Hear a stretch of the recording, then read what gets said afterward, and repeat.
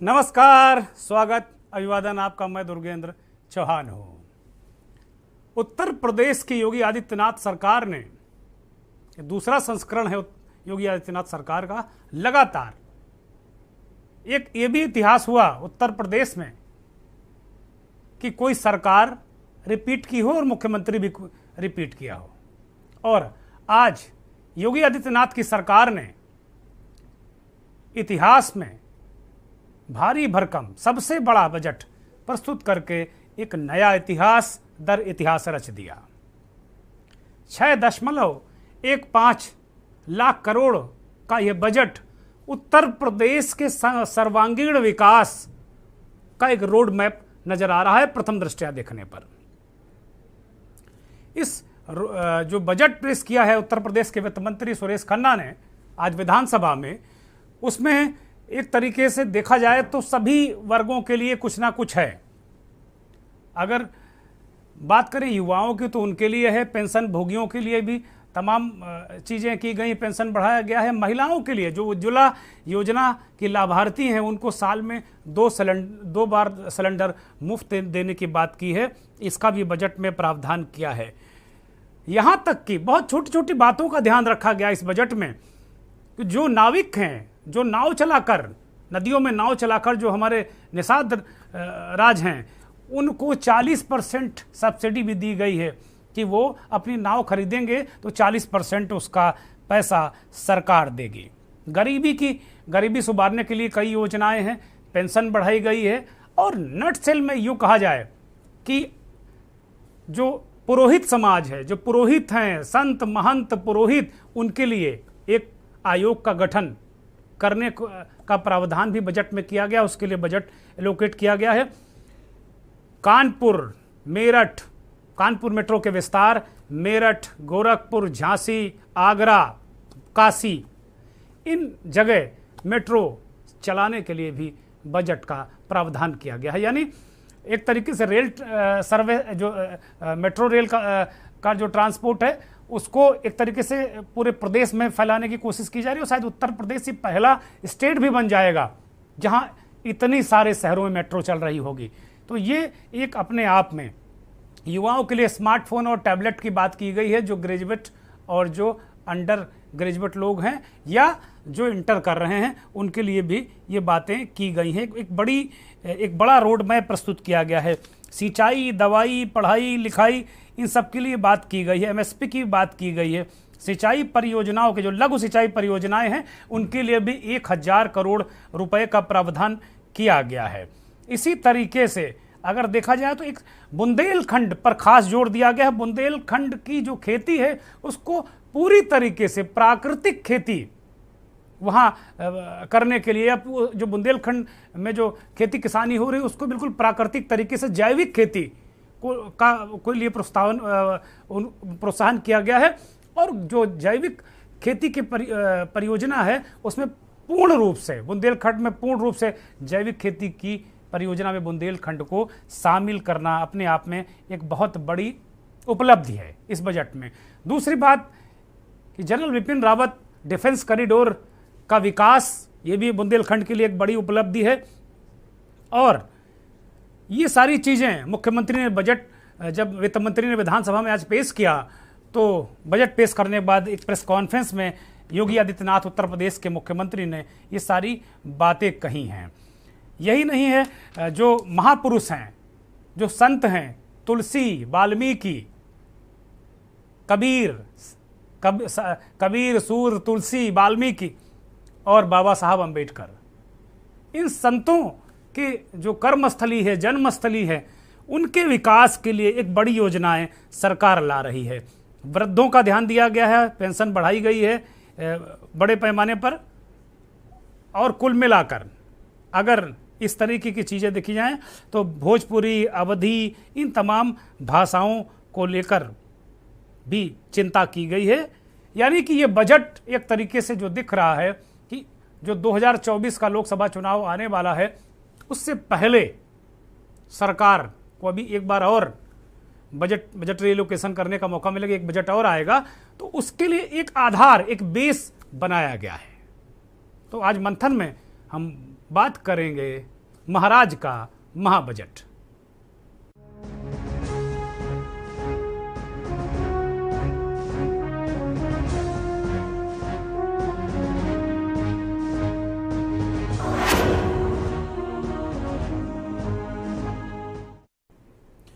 महाराज का महाबजट।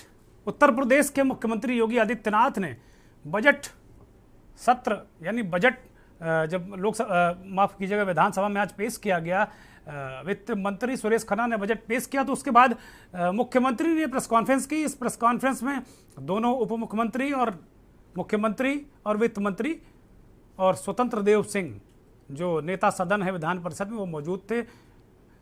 मुख्यमंत्री ने कहा कि चूंकि चुनाव से पहले भारतीय जनता पार्टी के जो लोक कल्याण संकल्प में 130 संकल्प लिए गए थे, उनमें 97 संकल्पों को पहले ही बजट में, यानी जो ये योगी 2.0 इनकी जो दूसरा संस्करण है योगी आदित्यनाथ सरकार का, उसके पहले ही बजट में उन्होंने उन 130 में 97 संकल्पों को टेकअप कर लिया, यानी कि उनको ले लिया है। संकल्प पत्र की में जो 44 नई घोषणाएं थी उनको भी 97 में शामिल किया गया है। जो पिछला संकल्प पत्र उन्होंने चुनाव में जारी किया था उसमें 44 नई घोषणाएं थी, तो 44 और नई और पुरानी मिला के 97 संकल्पों को पूरा करने के लिए बजट में 54,883 करोड़ रुपए का प्रावधान किया गया है।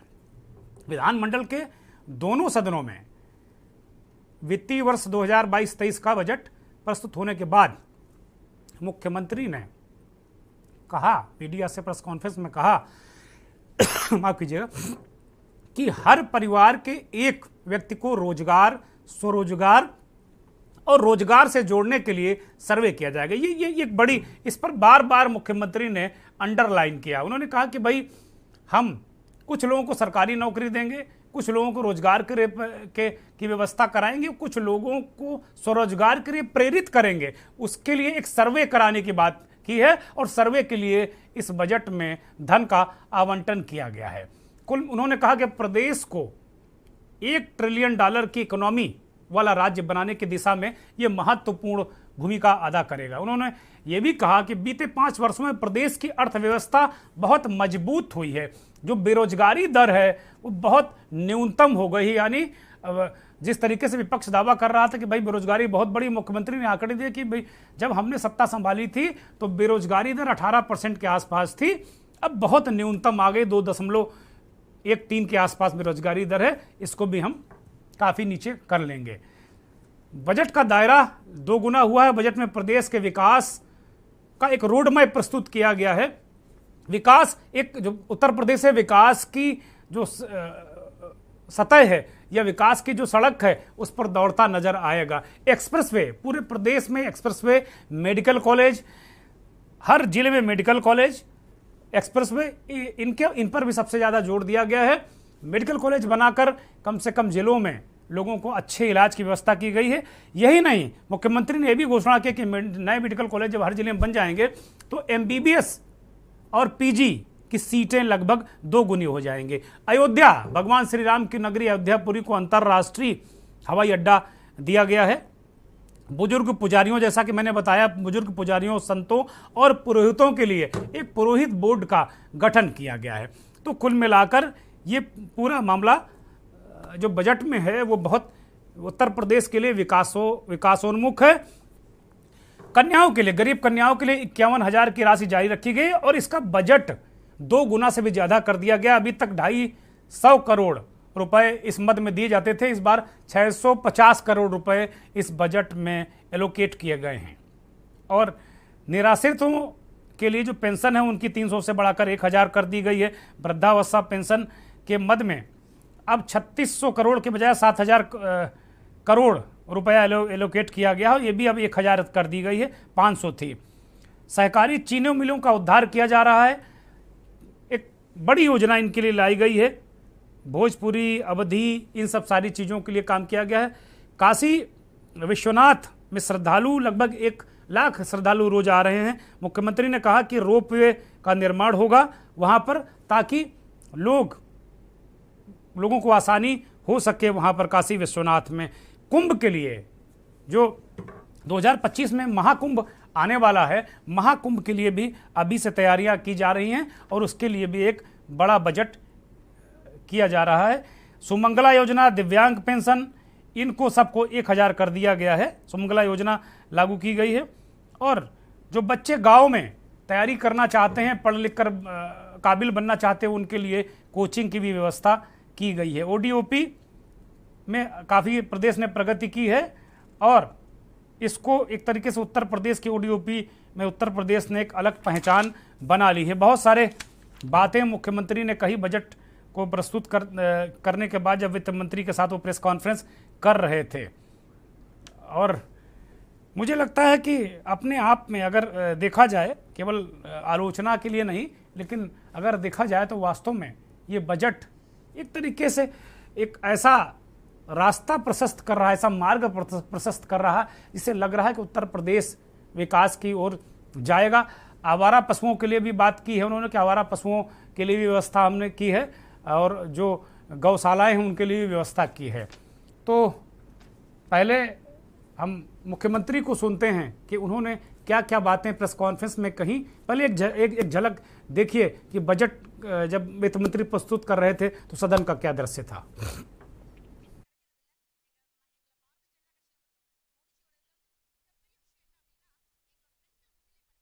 इससे पहले की तस्वीरें हैं जब बजट प्रस्तुत करने जा रहे थे, चूंकि ई बजट था पूरी तरीके से, विधानसभा भी ई विधानसभा हो गई है, तो अब हाथ में टैबलेट है। पहले ये एक तरीके अटैची हुआ करती थी वित्त मंत्री की, लेकिन अब टैबलेट है। एक युग बदल गया और उत्तर प्रदेश की विधानसभा देश की पहली ऐसी विधानसभा बन गई है जहां ई बजट पेपरलेस काम हो रहा है।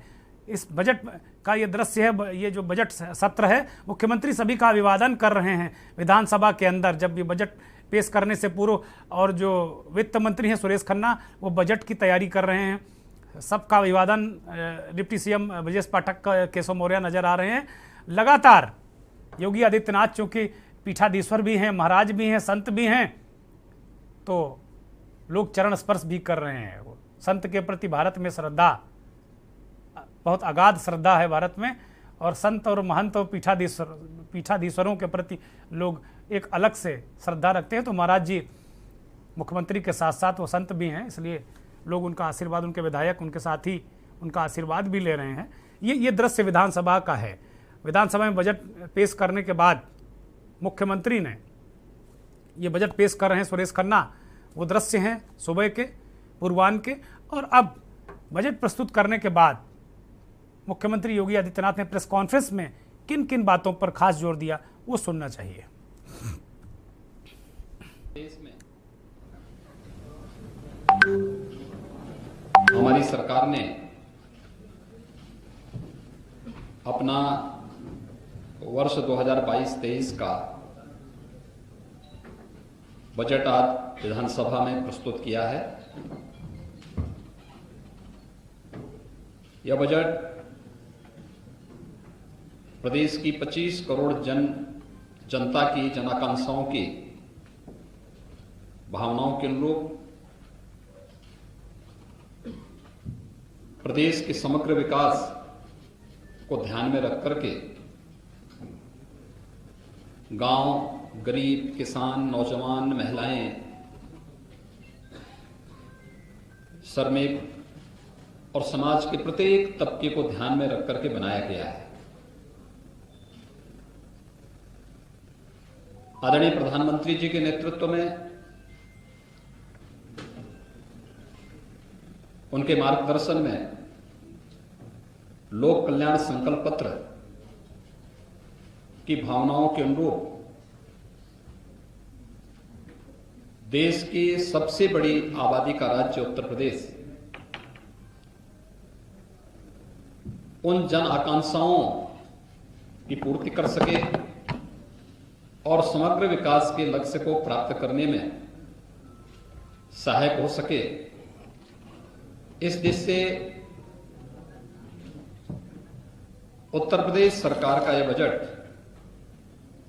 5 वर्षों का एक विजन भी है,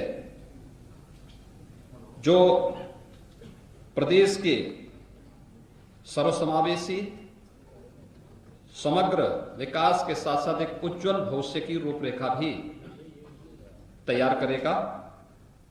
मुख्यमंत्री युवा स्वरोजगार योजना के लिए भी प्रदेश के युवाओं को स्वयं का स्टार्टअप स्थापित करने, अपना उद्यम स्थापित करने के लिए प्रोत्साहित करने के लिए भी 125 करोड़ रुपए का प्रावधान हम लोगों ने बजट में किया है। विश्वकर्मा श्रम सम्मान योजना के लिए भी 112 करोड़ 50 लाख रुपए बजट में प्रावधान किया गया है।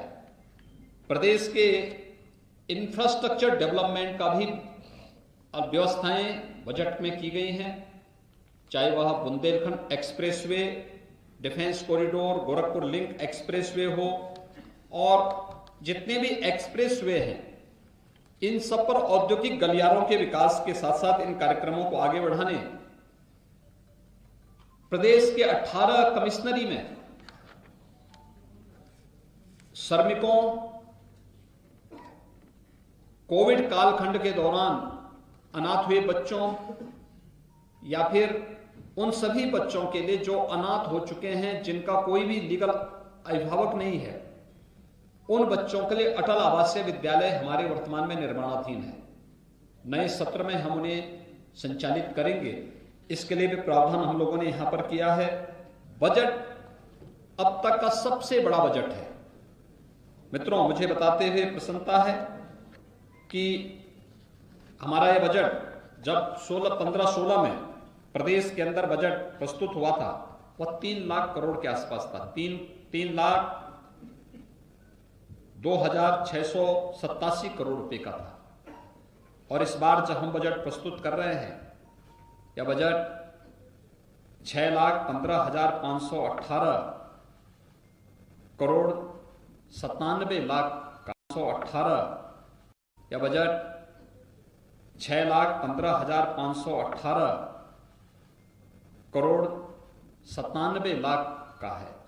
यानी बजट का दायरा दोगुने से ज्यादा हुआ है, जबकि विगत 5 वर्ष के अंदर 2 वर्ष हमारे कोविड प्रबंधन में व्यतीत हुए हैं। महाराज ने कहा कि भाई ये हमारा 6वां बजट है और दोगुना है। 3 लाख करोड़ का बजट जब हम आए थे तब ये पेश किया गया था, और अब इतने एक कार्यकाल के बाद जब हम अपने दूसरे कार्यकाल में बजट प्रस्तुत कर रहे हैं तो ये 2 गुना है। तो ये अपने आप में ये उपलब्धि बता रहे हैं, और अपने आप में ये वास्तव में ये बड़ी उपलब्धि है भी कि भाई बजट जस्ट दुगना हो गया है और ये 1 ट्रिलियन इकोनॉमी की तरफ उत्तर प्रदेश बढ़ रहा है, विकास की तरफ बढ़ रहा है। ये बड़ी महत्वपूर्ण है।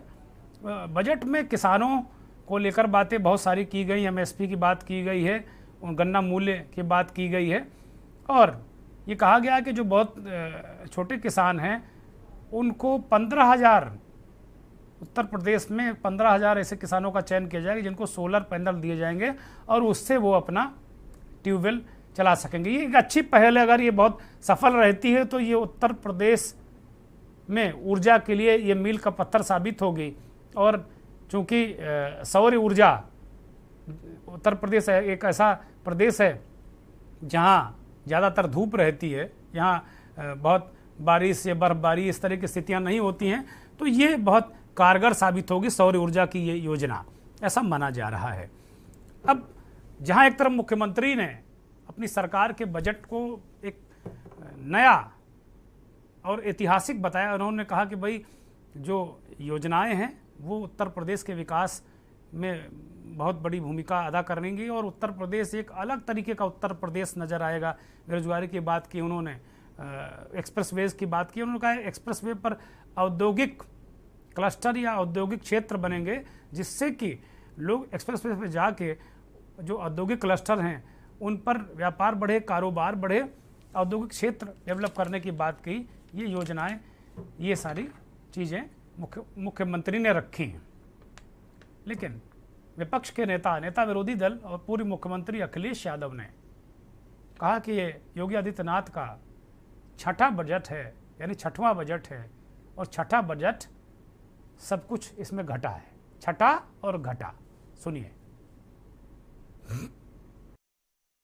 जो कीमत दालों की है, तेल जो खरीदा जाता है उसकी कीमत, डीजल पेट्रोल की कीमत, सीमेंट की, स्टील की, और लगातार आप देखेंगे महंगाई बढ़ी है।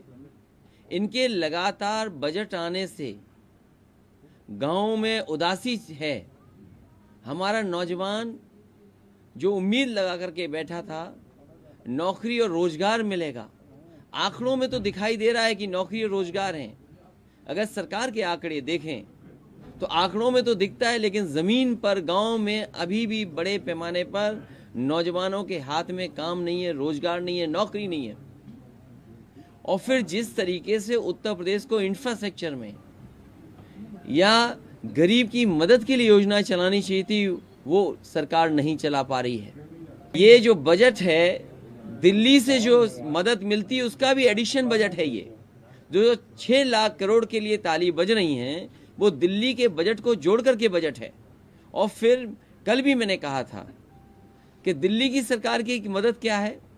अगर मुंबई से लेकर के दिल्ली तक एक्सप्रेसवे बन रहा है तो यूपी को क्यों छोड़ा जा रहा है, यूपी को क्यों नहीं जोड़ा जा रहा है।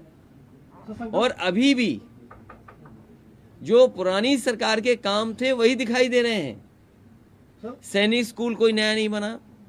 अगर कोई सैनिक स्कूल के लिए बजट दिया गया हो तो बताओ, वही पुरानी सरकार के जो सैनिक स्कूल हैं वही हैं। मेडिकल की जो व्यवस्थाएं थी गरीबों के लिए, ये दावा करती है सरकार कि मेडिकल कॉलेज लखनऊ में इतने ओपीडी हैं, इतनी संख्या में पीजीआई में लोग आते हैं, इतनी संख्या में लोग आपके लोहिया इंस्टीट्यूट में इलाज कराने आते हैं। लोग लाखों की संख्या में लखनऊ इसलिए आ रहे हैं क्योंकि जिले स्तर पे जो आपके अस्पताल होने चाहिए वो बर्बाद हो गए। ये छठा बजट है और सब कुछ घटा है इसमें। और ये बजट नहीं, ये बंटवारा है। नेता विपक्ष इस सरकार को इसलिए नंबर नहीं देंगे जिन्होंने पिछले 5 साल का अपना संकल्प पत्र पूरा ना किया हो। उनसे क्या उम्मीद कर सकते हो इस छठे बजट में। सबसे बड़ा बजट है अब तक का। हर साल इस तरह बजट बढ़कर के आएगा। जो अगली बार बजट आएगा वो इससे बड़ा बजट आएगा, वो उस समय का सबसे बड़ा बजट होगा। नहीं, रेटिंग हम इसलिए नहीं करेंगे कि सरकार का, देखिए कहने का तरीका क्या है। मैं अपने पत्रकार साथियों से भी कहूंगा, क्योंकि सरकार के लोगों से आपको मिलने का मौका मिलेगा। ये बजट में कहते हैं हमने किसानों को गन्ने का भुगतान इतना किया है, लेकिन ये सरकार बकाया क्यों नहीं बताती है। सरकार ये कहती है अनएम्प्लॉयमेंट रेट ये है, तो सरकार एम्प्लॉयमेंट रेट क्यों नहीं बताती है। अखिलेश यादव करें भाई हम नंबर नहीं देंगे, क्योंकि ये पूरा केंद्र का जोड़ के ये दिखा रहे हैं। अगला बजट और भारी भरकम आएगा। अखिलेश यादव इस बात को लेकर भी तंज कस रहे हैं। कल से मैं उनको सुन रहा हूं कि वो कह रहे हैं भाई दिल्ली मुंबई जो एक्सप्रेसवे बन रहा है वो उत्तर प्रदेश को क्यों छोड़ा जा रहा है। कल सदन में भी मुख्यमंत्री की मौजूदगी में उन्होंने कहा कि भाई यूपी से जब देश की सरकार बनती है तो यूपी के साथ सौतेला व्यवहार क्यों, क्योंकि आपके तो डबल इंजन की सरकार है। तो आप कहिए कि भाई उत्तर प्रदेश को भी दिल्ली मुंबई का जो एक्सप्रेसवे बन रहा है उसको जोड़ा जाए, उत्तर प्रदेश के साथ सौतेला व्यवहार क्यों। ये एक नया और मुझे लगता है महत्वपूर्ण मुद्दा है अखिलेश यादव लगातार कल से उठा रहे हैं। दूसरा जो महत्वपूर्ण बात वो ये कह रहे हैं कि भाई ये सरकार ये तो कह रही है बेरोजगारी दर तो बता रहे कि घटा है, लेकिन वो ये नहीं कह रही कि कितने ये बता रहे कितने बेरोजगार हैं, लेकिन ये नहीं बता रहे कितने लोगों को रोजगार दिया।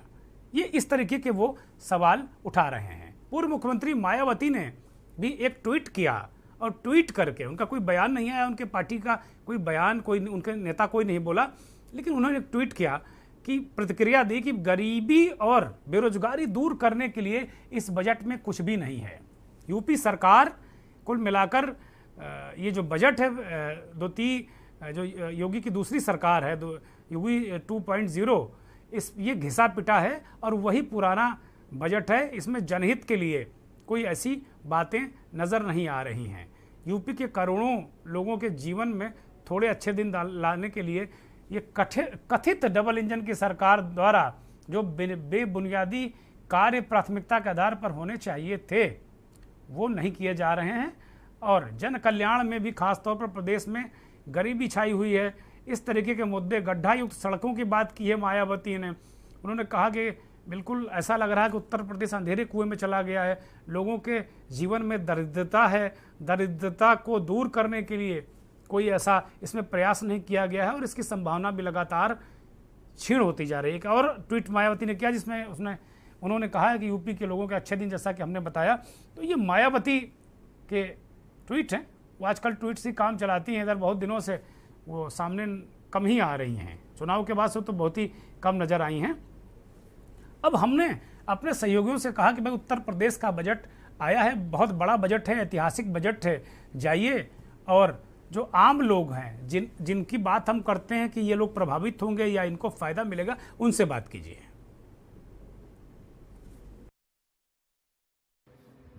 आज का बजट जो पेश हुआ है, चाहे वो किसानों का मामला हो, चाहे वो जो नरेगा की मजदूर हो उनका मामला हो, स्वास्थ्य का विषय हो, इन सब लिहाज से ये एक बहुत ही निराशाजनक बजट है।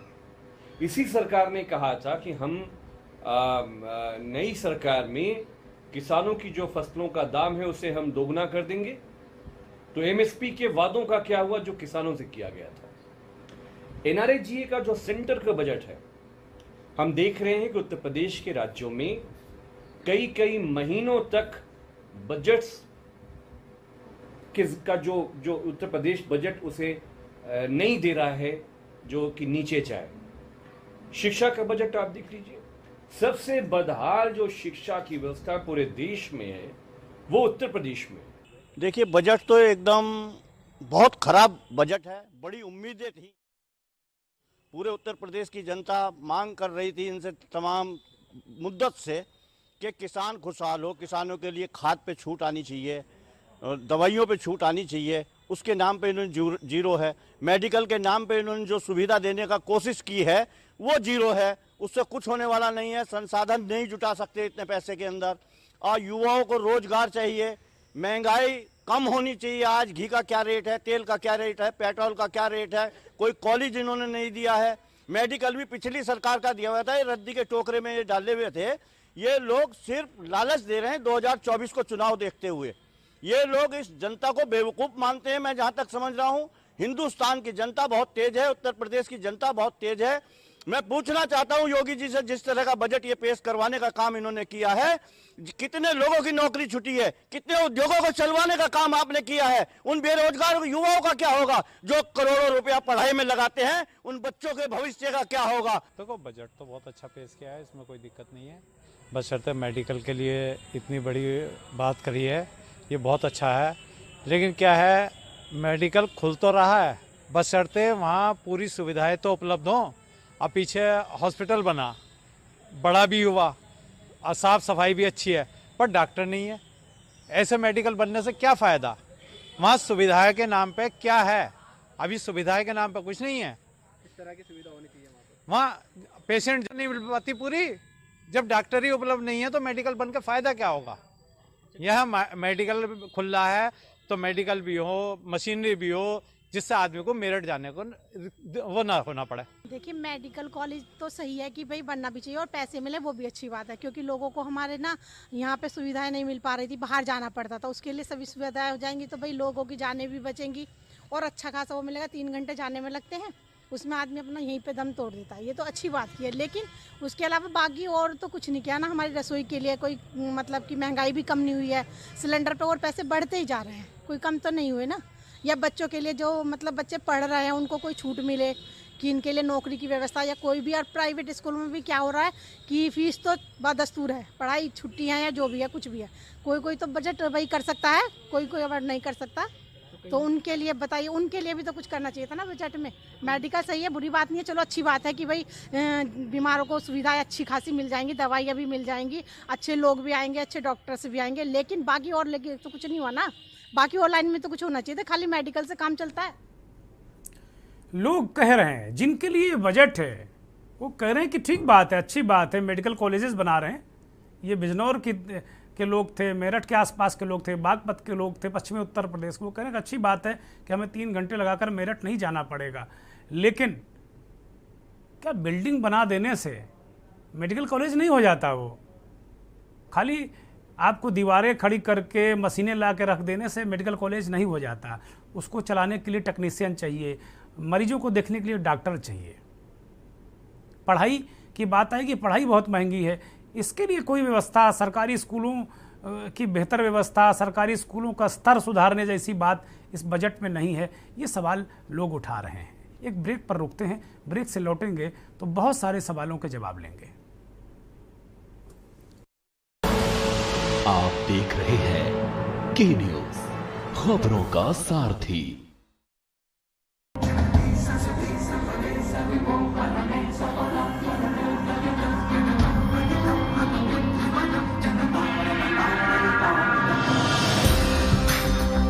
चारों धामों का शुभ दर्शन हर तीर्थ से न्यारा है। सुरक्षित हो चार धाम यात्रा, ये प्रयास हमारा है। इस बार की चार धाम यात्रा को उत्तराखंड सरकार ने सुगम और सुरक्षित बनाने के लिए कई महत्वपूर्ण कदम उठाए हैं। यानी अब यहाँ आने के इच्छुक श्रद्धालु आधिकारिक वेबसाइट www.registrationandtouristcare.uk.gov.in पर अपना पंजीकरण आसानी से करवाकर इस आध्यात्मिक तीर्थ यात्रा पर आ सकते हैं।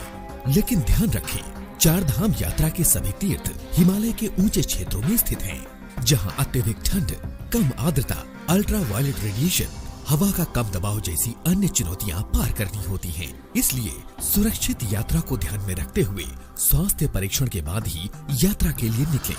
पहले से हृदय, श्वसन, मधुमेह और उच्च रक्तचाप के रोगी अपने डॉक्टर का पर्चा और दवाइयाँ और गर्म कपड़े साथ रखें। साथ ही ऊंचाई पर सतर्क रहें। स्वास्थ्य से संबंधित किसी भी तरह की जानकारी के लिए 104 और एम्बुलेंस के लिए 108 हेल्पलाइन नंबरों पर संपर्क करें। तीर्थ यात्रा हो मंगलकारी, उत्तराखंड ने की है तैयारी। गोल्डी हिंग का तड़का लगे तो सभी दबा के खाते हैं। गोल्डी हिंग कण कण में जान।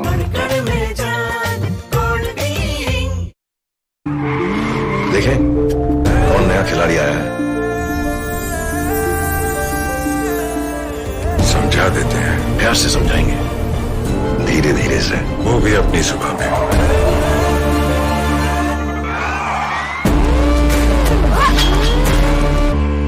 ये तो अपनी जुबान है। जुबान एक हो तो दिल भी एक होने चाहिए।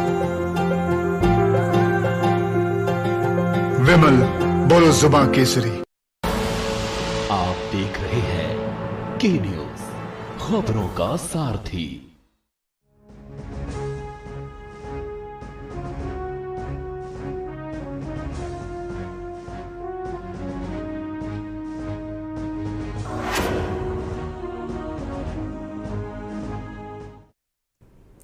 महाराष्ट्र का महाबजट। अभी हमने बहुत सारे जो बजट में प्रावधान किए गए उनके बारे में जानकारी दी और विपक्ष के नेता अखिलेश यादव ने किस तरीके से आलोचना की। कहा कि बजट में कुछ है नहीं, ये ऊपर से एक तरीके से ये चांदी का तब्बक इसमें लगाया गया है। हालांकि कुछ और महत्वपूर्ण बातें इसमें हैं।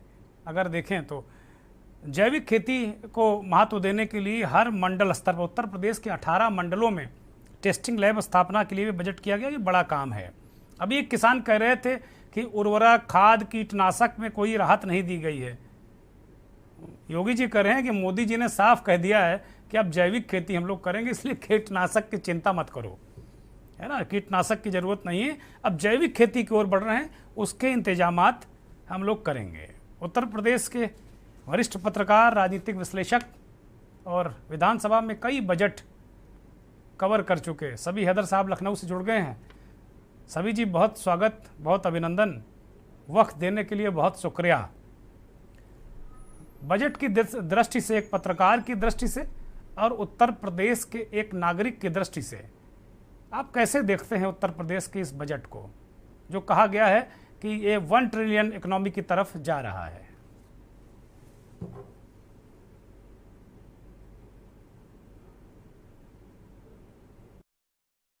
अनम्यूट कर लीजिए अपने आप को, आपकी आवाज दर्शकों को नहीं मिल रही है।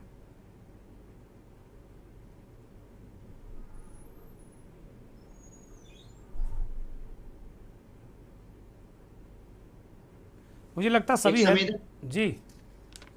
एक संवेदनशील बजट है सर, ये इसको एक संवेदनशील बजट कहा जा सकता है। इसमें किसानों के लिए जिस तरीके से सोलर पैनल जो है वो सरकार किसानों को मुहैया कराएगी, एक बड़ी बात है। जो निराश्रित महिलाएं हैं उनके लिए जो है वो बजट में प्रावधान किया गया है। बुजुर्गों के लिए जो है पेंशन योजना जो थी उसमें जो है वो प्रावधान किया गया है। इसके अतिरिक्त एक अस्थिर कोष की स्थापना की जा रही है इस बजट में कि अभी तक मुख्यमंत्री स्तर पर जैसे दैवीय आपदा कोष होता है, या अगर कोई बहुत बड़ा कोई प्रॉब्लम आई या किसी बजट की बड़ी जरूरत है तो फिर मुख्यमंत्री जो है वो अपना बहुत सारे अलग जगहों से जो है वो पैसे को इकट्ठा किया जाता है। उस स्थिति को सामना करने के लिए एक अस्थिर कोष की स्थापना की गई है, जिसके जरिए अगर ईश्वर न करे अभी कोई जरूरत पड़ती है तो उस कोष से जो है वो मदद की जाएगी। कुल मिलाकर उज्ज्वला योजना के जो लाभार्थी हैं उनके लिए 2 सिलेंडर जो है राज्य सरकार देने जा रही है। तो कह सकते हैं ये एक बैलेंस बजट है, एक स्थिर बजट है और एक संवेदनशील बजट है, जिसमें कम से कम जो समाज के आखिरी छोर पर खड़े लोग हैं उनके बारे में बात कही जा रही है। देखिए, बजट पेश करना एक अलग बात है, एक बजट अच्छा बनाना एक बड़ी बात है, उस बजट को अच्छे तरीके से पेश करना दूसरी बड़ी बात है, और सबसे बड़ा बात अगर हम देखें तो इस बजट को इम्प्लीमेंट करना एक सबसे बड़ी चुनौती है। सरकार के काम करने वाले लोग, सरकार के अधिकारी, विभागीय मंत्री किस तरीके से इस बजट का जो है वो इस्तेमाल जनता के हित में करते हैं, ये देखने वाली बात होगी। क्योंकि वित्त मंत्री और मुख्यमंत्री ने अपना काम कर दिया है, उन्होंने एक अच्छा बजट उत्तर प्रदेश वासियों को सौंपा है। सभी भाई, ये मुख्यमंत्री ने कहा कि भाई 130 घोषणाएं उन्होंने अपने संकल्प पत्र में की थी जब चुनाव लड़ने के लिए उत्तर प्रदेश में दोबारा वो उतरे थे और जनता से समर्थन मांग रहे थे। मुख्यमंत्री कह रहे हैं कि 130 में 97 संकल्पों को उन्होंने इस बजट में शामिल कर लिया है, या इस पहले ही बजट में उनको टेक ओवर कर लिया, टेकअप कर लिया, जो भी कुछ कहिए उनके लिए उनमें काम शुरू कर दिया गया है। इसमें 44 नए संकल्प हैं, बिल्कुल नए। जो पिछला चुनाव हुआ है उसमें 44 नए संकल्प, बाकी तो पुराने हैं लेकिन 44 नए किए गए थे, तो वो 44 नए संकल्प भी पूरे के पूरे इसमें शामिल हैं। तो क्या इस बजट को जो 2024 का लोकसभा चुनाव आ रहा है उसके लिए क्या एक बेस माना जाए?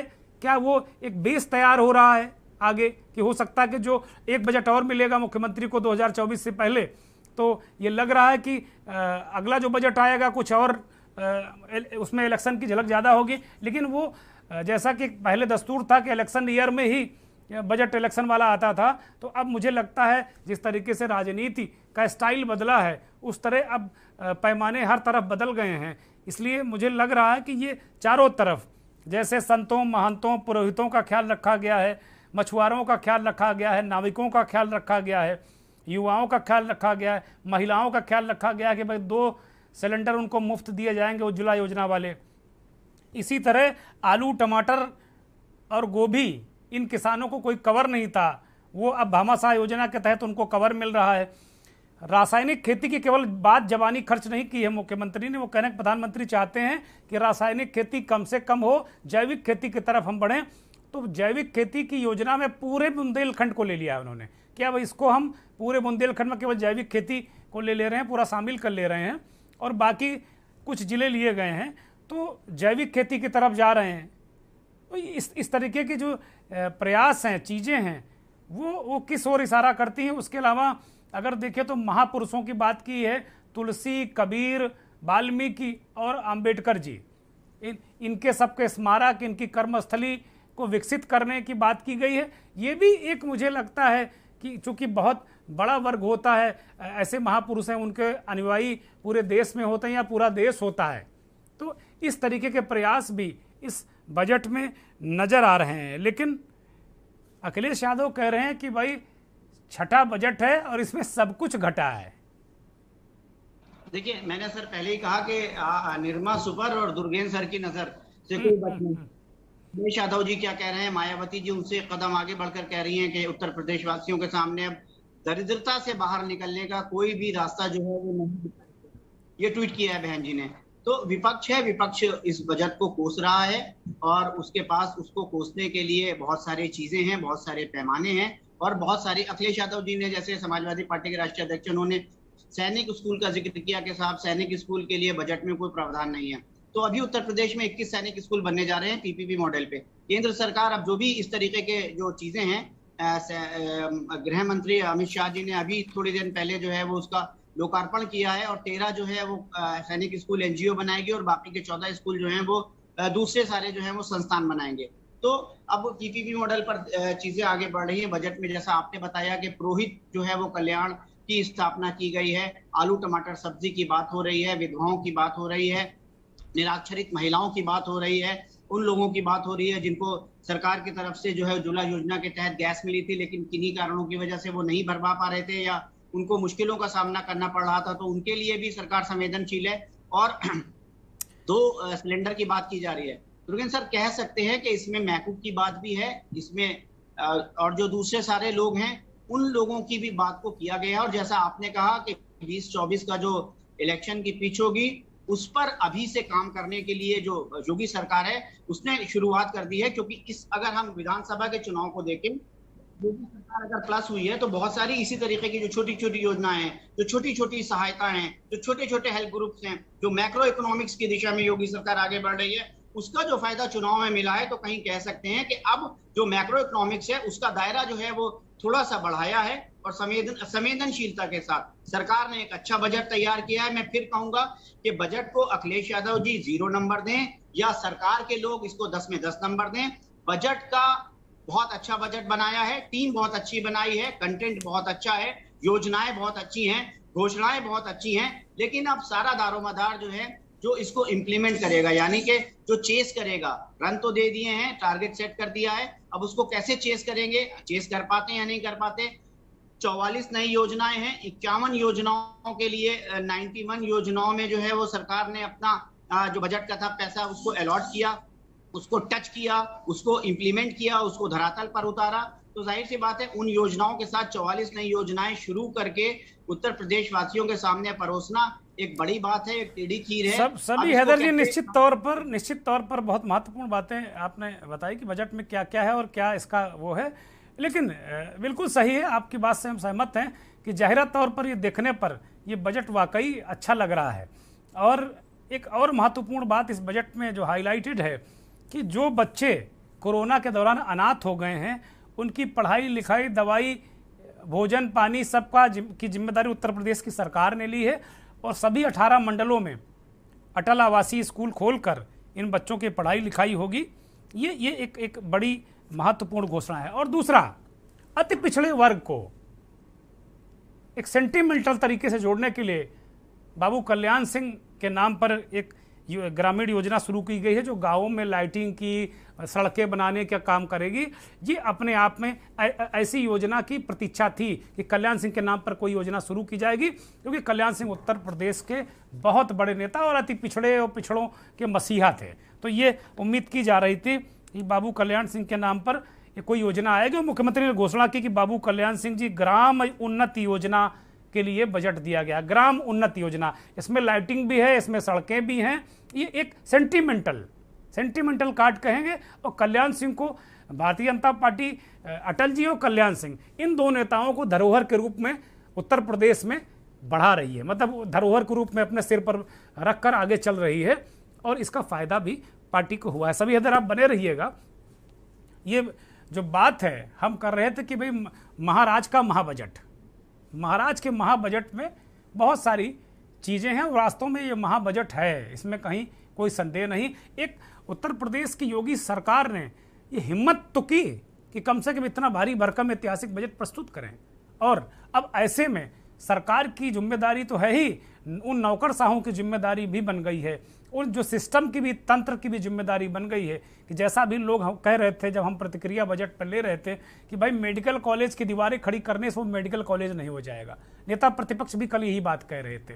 तो अब जो भी मेडिकल कॉलेज बन रहे हैं या जो सुविधाएं सरकार दे रही, उनको उसके अगर 100% नहीं तो 70-80% मानकों पर तो ले आओ भैया, तभी तो सरकार की कथनी और करनी में कोई अंतर नहीं रहेगा। तो ये जिम्मेदारी सिस्टम और पूरे तंत्र की होगी। अब हम बात करेंगे राष्ट्रीय लोकदल के नेता अखिलेश यादव राष्ट्रीय लोक दल के नेता जयंत चौधरी और समाजवादी पार्टी के नेता अखिलेश यादव की। हमने कहा है कि दोस्ताना कायम रहे। 3 दिनों से ये चल रहा था कि क्या जयंत चौधरी राज्यसभा जाएंगे। फिर खबर आई कल जब कपिल सिब्बल ने नामांकन कराया तो यह खबर आई कि जयंत चौधरी लोकसभा का चुनाव लड़ेंगे। वो ये संदेश नहीं देना चाहते कि बागपत का जो उनका परंपरागत सीट है वो खाली छोड़ना नहीं चाहते। वो लोकसभा का चुनाव लड़ेंगे, वो पिछले दरवाजे से संसद में नहीं जाएंगे, यानी राज्यसभा वो नहीं जाएंगे, क्योंकि गलत संदेश जाएगा पार्टी के अंदर कि भाई नेता मैदान छोड़ गए। ये सस्पेंस कल रहा और यहां तक खबरें आई कि अब डिंपल यादव राज्यसभा जा रही हैं। पूरी सारी चीजें रहीं। फिर मीडिया में खबरें आई कि भाई अखिलेश 2 दिन से इंतजार कर रहे हैं कि भैया एक बार कह दो, मेरे दोस्त, मेरे भाई, कहो तो कि मुझे जाना है। मैं तो बाहें पसार के खड़ा हूं आपको गले लगाने के लिए। ये कहो कि मुझे राज्यसभा जाना है। आरएलडी के बहुत संख्या में बहुत कम 8 विधायक आए हैं, तो इन अपने विधायकों के दम पर तो छोटे चौधरी जा नहीं सकते। अखिलेश यादव की जो 3 सीटें हैं, 1 सीट उन्होंने कपिल सिब्बल को दे दी पार्टी की आंतरिक रणनीति और आजम खां की जमानत कराने के एवज में। दूसरी सीट चचा राम गोपाल, अखिलेश यादव के चाचा हैं, पार्टी के वरिष्ठ राष्ट्रीय महासचिव हैं, जावेद अली जो मुस्लिम नेता के रूप में, मुस्लिम चेहरे के रूप में जावेद अली को भेज दिया, राज्यसभा का उम्मीदवार बना दिया। 1 सीट बची थी जिसमें कहा जा रहा था, बहुत सारे नाम चल रहे थे, लेकिन ये कहा जा रहा था कि भाई जयंत चौधरी का दावा इस सीट पर है। लेकिन जयंत चौधरी कहें तो 2 कदम बढ़ाएं तो, भाई बिना कहे, बिना, लोग कहते ना कि बिना रोए तो माँ भी दूध नहीं पिलाती। भैया कहोगे नहीं तो कैसे काम चलेगा।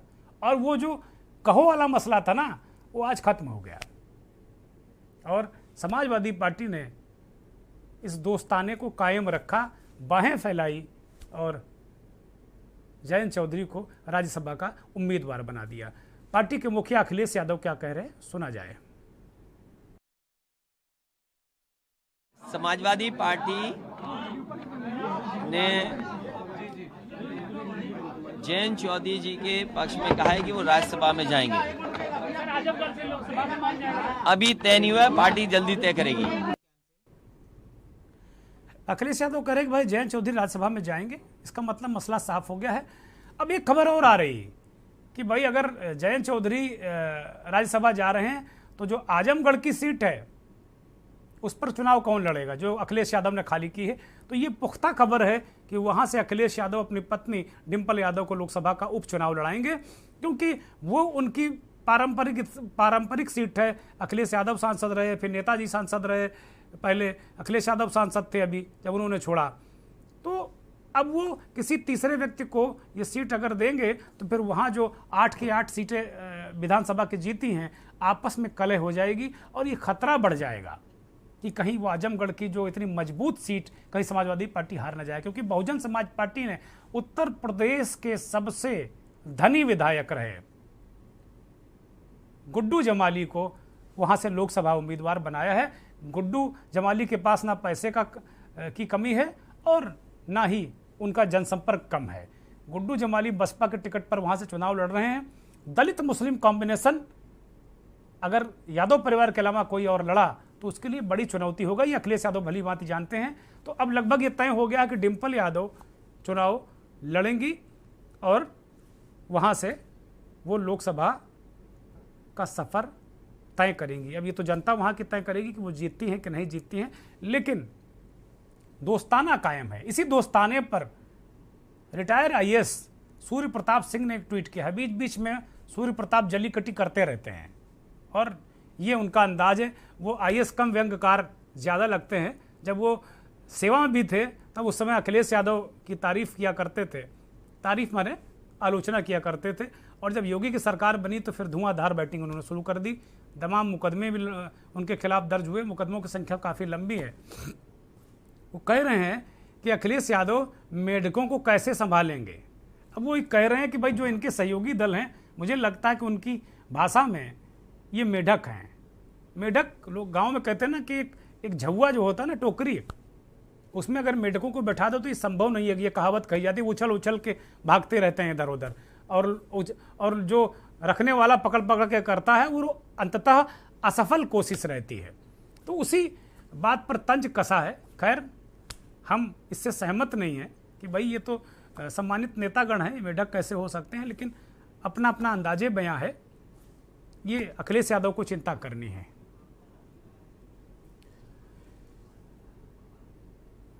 समाजवादी पार्टी के राष्ट्रीय प्रवक्ता राजीव राय का ट्वीट है कि भाई जब सूर्य प्रताप ये सवाल उठा रहे हैं कि ये मेढकों को अखिलेश यादव कैसे संभालेंगे, तो राजीव राय भी तपे बैठे हुए हैं, इसमें समाजवादी पार्टी से जले हुए बैठे हैं। वो कह रहे भाई हम जैसे कार्यकर्ता हैं जो कुर्बानी देंगे और ये लोग संभल जाएंगे, हम मेढक नहीं कहेंगे, सूर्य प्रताप के लिए छोड़ देते हैं तो वो संभल जाएंगे। राजीव राय भी तमाम छापा और उससे परेशान थे और कुल मिलाकर ये उम्मीद थी कि राजीव राय को समाजवादी पार्टी पूर्वांचल कोटे से राज्यसभा भेजेगी। राजीव राय काफ़ी करीबी हैं समाजवादी पार्टी परिवार के और राष्ट्रीय प्रवक्ता के रूप में पार्टी का पक्ष लगातार रखते रहे हैं, लेकिन इस बार उन्होंने मन में उम्मीद पाल ली थी कि वो राज्यसभा जा सकते हैं।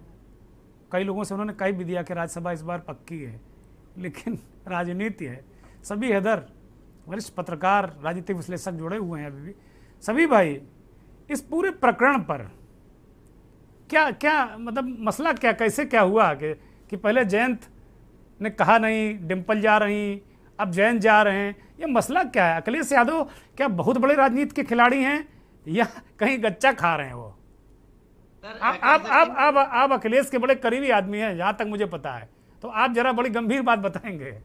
देखिए, हम पत्रकार हैं और हमारा काम है खबरों को, सही चीज को जनता तक पहुंचाना जी, और उस काम को बखूबी अभी तक करते चले आ रहे हैं। आगे कितना कर पाएंगे ये मेरी करीबी से मुराद ये है कि समाजवादी पार्टी आप बहुत लंबे समय से देखते रहे हैं। समाजवादी पार्टी नहीं, तमाम जो राजनीतिक दल हैं उन पर आपकी गहरी पकड़ है और वहां की अंदर की खबर आप रखते हैं। मेरी कहने की मुराद ये है।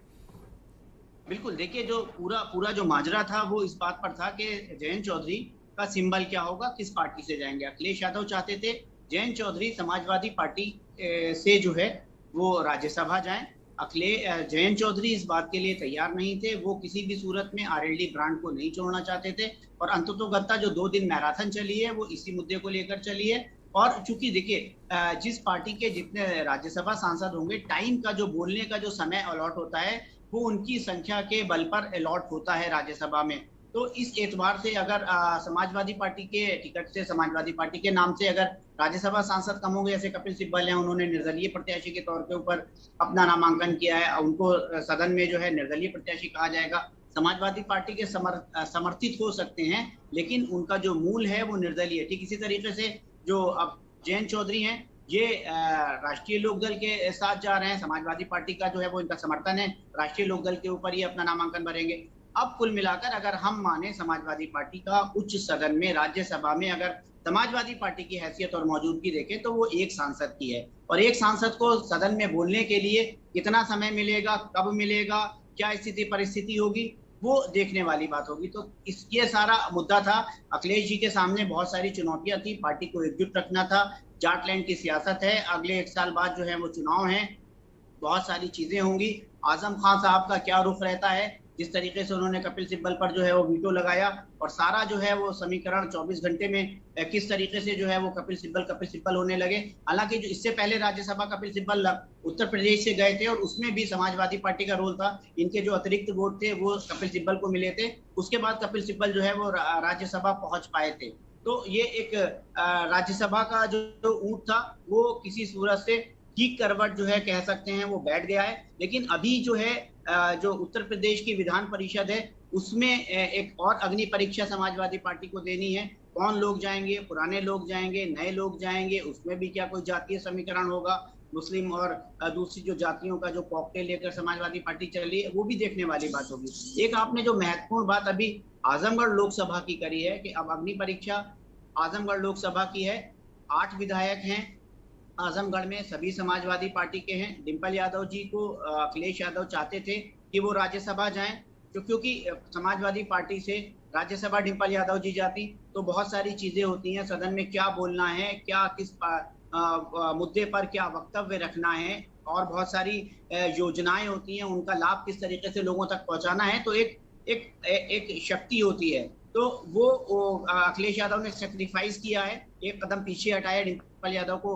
मतलब कह सकते हैं कि इसको कॉन्फिडेंस भी है उनको, उनकी जो राजनीति है वो आगे बढ़ रही है, अग्नि परीक्षा के लिए तैयार है। लेकिन जो गुड्डू जमाली हैं, देखिए गुड्डू जमाली बहुजन समाज पार्टी के 2 बार के विधायक हैं। आपने बताया सबसे धनी विधायक थे उत्तर प्रदेश की विधानसभा में। उन्होंने विधायकी छोड़कर, बहुजन समाज पार्टी को छोड़कर समाजवादी पार्टी का दामन थामा था। इस विधानसभा चुनाव में समाजवादी पार्टी ने उनसे बात तक करना मुनासिब नहीं समझी और उनको घर बिठा दिया। नतीजा ऐन मौके पर वो ओवैसी की पार्टी से चुनाव लड़े और 44,000 से ज्यादा वोट उन्होंने हासिल किए। एट द 11th आवर वो चुनाव लड़े थे और संभवतः ओवैसी की पार्टी का उत्तर प्रदेश में जो सबसे ज्यादा वोट मिले हैं वो गुड्डू जमाली को ही मिले हैं आजमगढ़ की विधानसभा से। वो जीत नहीं पाए, वो चुनाव हार गए, लेकिन उन्होंने 44,000 वोट पाए। अब दलित और जो ओवैसी, जो मुसलमान और जो दूसरी सारी चीजों का कॉकटेल है, जैन गुड्डू जमाली समाजवादी पार्टी के प्रत्याशी के लिए एक बड़ी चुनौती होंगे। ये आप पूरे एतमाद के साथ और पूरे आप उस तरीके से कह सकते हैं कि डिम्पल यादव के लिए भी, जो आजमगढ़ की लोकसभा होगी, अखिलेश यादव जी ने डिम्पल यादव को उतारने की बात कही है। अब उन्होंने चुनौती स्वीकार की है, उनकी राजनीति का कॉन्फिडेंस जो है उसको सलाम, लेकिन उनकी राहें आसान नहीं है। गुड्डू जमाली और निरहुआ मिलकर कुछ भी बड़ा जो है वो खेल कर सकते हैं और कोई भी बड़ा जो है वो रिजल्ट। ठीक बात है, ठीक बात है। तो सभी इधर कह रहे हैं कि भाई गुड्डू जमाली और निरहुआ कुछ भी कर सकते हैं, बड़ा खेल कर सकते हैं। बहुत शुक्रिया सभी हैदर जी, आपने हमारे दर्शकों को समय दिया और बहुत सारी बातें हमसे की। बड़े राजनीतिक जो अनछुए पहलू हैं जिन पर जल्दी एक आम आदमी की नज़र नहीं जाती है, उन आम आदमी तक, आम श्रोता तक, आम दर्शक तक ये खबर पहुंच नहीं पाती, वो खबर पहुंचाने के लिए आपका बहुत शुक्रिया। तो अब अगर अखिलेश यादव की अग्नि परीक्षा है, एमएलसी का चुनाव आ रहा है और मुझे लगता है अब उनके लिए 24 तक अग्नि परीक्षा दर अग्नि परीक्षा ही रहेगी, ऐसा मुझे लग रहा है। हमारी शुभकामनाएं। अब चलते चलते में बात करेंगे एक ऐसी तस्वीर की और वो दिखाएंगे भी आपको।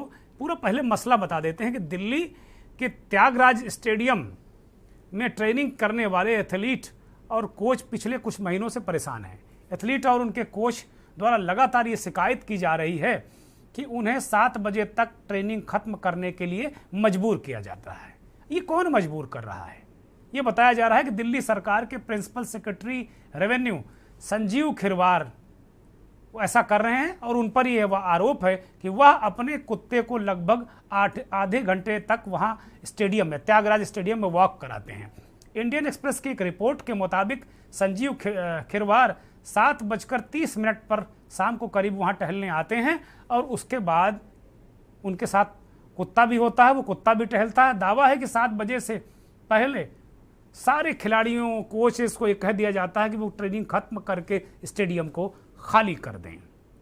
जहां मुख्यमंत्री अरविंद केजरीवाल रात 10 बजे तक स्टेडियम खोलकर खिलाड़ियों को वो सुविधाएं दे रहे हैं, वो सारी सुविधाएं उपलब्ध करा रहे हैं कि दिल्ली से बेहतरीन खिलाड़ी पैदा हों, वहीं ये आईएएस महोदय के बारे में इस तरह की खबर आई है।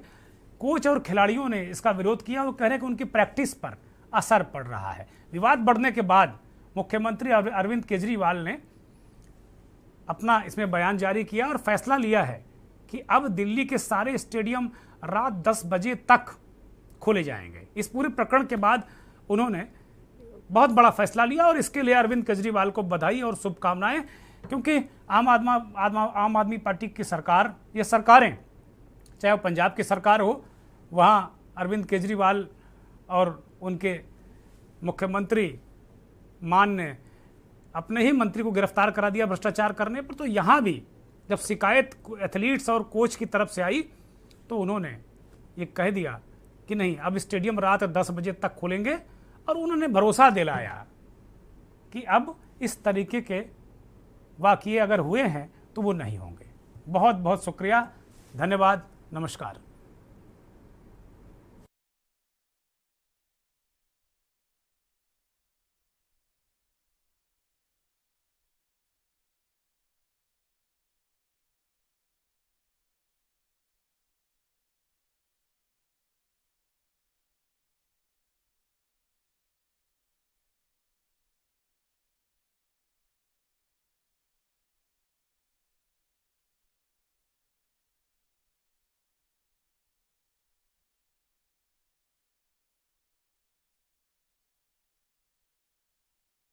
इस कार्यक्रम के प्रायोजक करता